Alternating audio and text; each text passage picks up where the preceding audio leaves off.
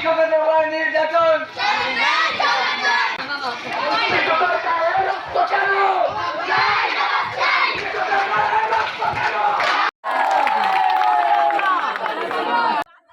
শিক্ষকদের ন্যায্য দাবি না মানায় এবং আইনশৃঙ্খলা বাহিনী কর্তৃক শিক্ষক লাঞ্ছিত করার প্রতিবাদে চান্দখালী ইসেহাক মাধ্যমিক বিদ্যালয় এবং কদভানু বালিকা মাধ্যমিক বিদ্যালয় শিক্ষার্থীদের ক্ষোভ এবং বিক্ষোভ প্রকাশ করেন। পিতৃ সমতুল্য শিক্ষকদের গায়ে হাত তোলা এবং অপমানের দায়ে সারা বাংলাদেশ এখন ক্ষোভে ফেটে পড়েছে প্রত্যেকটি শিক্ষা প্রতিষ্ঠান। সমাধান অতবি জরুরি।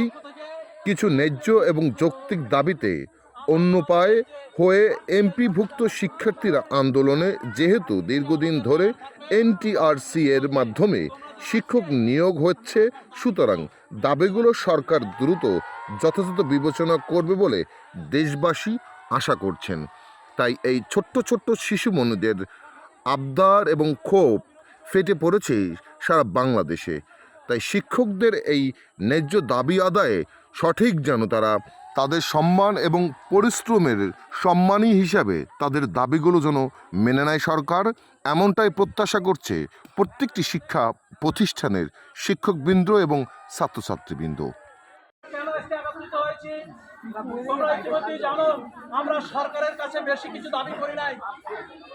আমরা জানি এই সরকারের কিছু অথবা সাধ্যমতো তার সম্মুখীন হতে হবে। এজন্য কিন্তু আমরা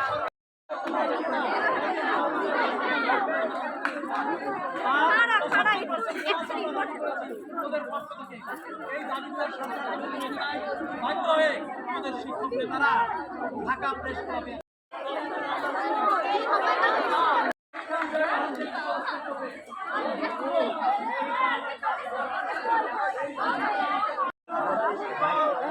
এবং অভিভাবকবৃন্দ, ম্যানেজমেন্ট বোর্ডের সম্মানিত সদস্য,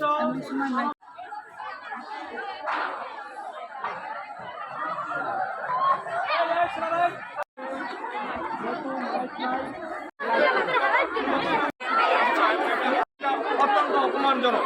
এর বিরুদ্ধে আমরা আবার সবাই সারা আন্দোলন, কিন্তু তারা দীর্ঘ সময় কালক্ষেপণ করার পরে মাত্র সেখানে তাদের সাথে আলোচনা হয়েছে। তারা আমার এর আগে আমাদের একটা আন্দোলন শুরু হয়েছে 50 ভাগ বা 40 ভাগ, সেখানে বাড়ি ভাড়া